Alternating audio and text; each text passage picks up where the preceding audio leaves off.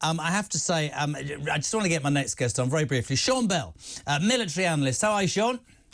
I'm good, Jeremy. How are you today? Good, yes. You're a man who never gets involved in politics, and I absolutely agree. That's fine for you. Let's talk Trump, not about the fact that he won, but what the impact of his re-election might have. People on the left are jumping up and down going, oh, he's going to drop Ukraine in it. He apparently had a nice conversation with Putin. But we're here today. He issued a stern warning to Putin in a call after his election victory. Do you think the makeup of the world changes after last week or not? Are you worried?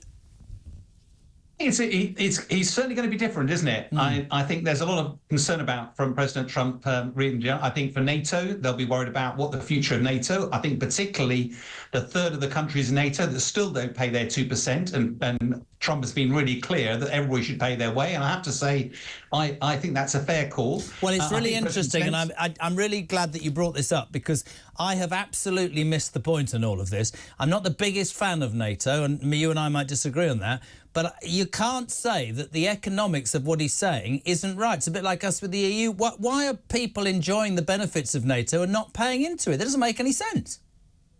No, you're absolutely right. And actually, it was much worse than this. A few years ago, it was 2/3 of the countries in NATO were not meeting their 2% obligation. They'd said that they were all going to do that by last year, and they didn't. After Trump made his sort of lots of shaking the tree and saying, look, I'm going to threaten to walk away. And of course, with Russia threatening the security of Europe, a lot of European countries, they feel the heat of Russia a lot because it's a lot closer to them. That's meant that several countries have now stepped up, but there's still quite a lot that aren't. And if you and we live in a country which is short of money, we're having a defence review, there is a question of why should we spend more money when other nations are still failing to fulfil their obligation. Now, to be fair, you know, NATO is stepping up. It's smaller countries, but there's no doubt there's a concern there. But President Zelensky, as you're going to segue into Ukraine, he will be very worried. I mean, Trump has always said he's going to solve that within 24 hours. It's not entirely clear how we'll do that, but some of his advisors are already briefing that the focus should be on peace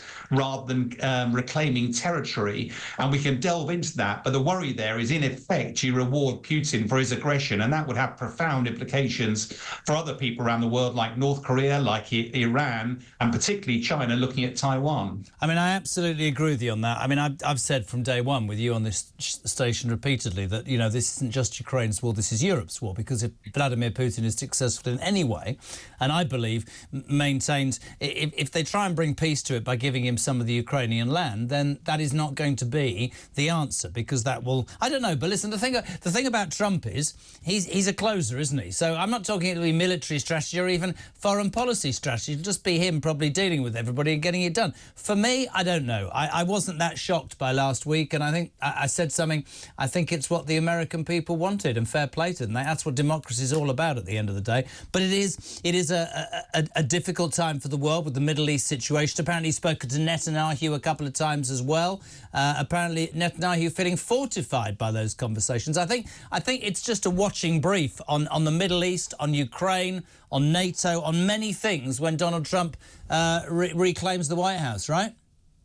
Yeah, and I think we've got to remember, I'm always a bit of a student of history. If you look back to his last term, he said he was going to build a continuous wall with Mexico. He said he was going to solve the Middle East crisis, and he said he was going to bring peace with North Korea. Well, actually, none of those things actually came to pass. But it's a firm idea of intent. I think what's most interesting, because today we've heard reports of Trump talking to President Putin and about potentially that sort of bonhomie between them. What's interesting, though, Trump loves to do a deal, but Russia has all the aces at the moment. It's on the front foot. It's pushing Ukraine back. Why would it want to negotiate? And the only way that Trump will be able to get him to negotiate is if he's got some sort of threat or some sort of carrot. So carrot or a stick, what are those? And one of the sticks could be that America would ramp up its support for Ukraine if the war continues. That would be very worrying for President Putin. The carrot would be potentially all of the sanctions could fall away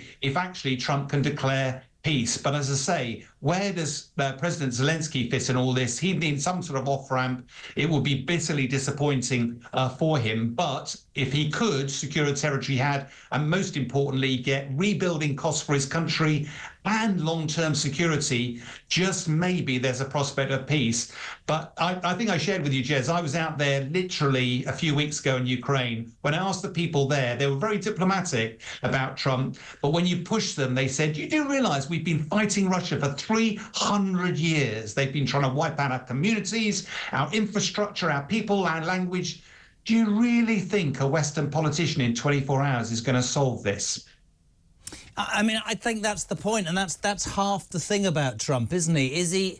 He's an egotist, he's got a loud mouth, but certainly people are now talking about different endings, different situations and different scenarios than they were before. Time will prove what the answer is, Sean, but it's undoubtedly fair to say that with everything that's going on in the world, it's going to be a different approach from the White House. Sum it up in 15 seconds if you can, my friend. I think there's going to be an American first. I think it's going to focus the rest of the world on actually we've all got individual obligations to pay for defence. We can't live under the American umbrella. And I think that's probably going to be healthy for us all. Completely agree. Sean Bell, always a pleasure, my friend. Thank you so much indeed for taking the time.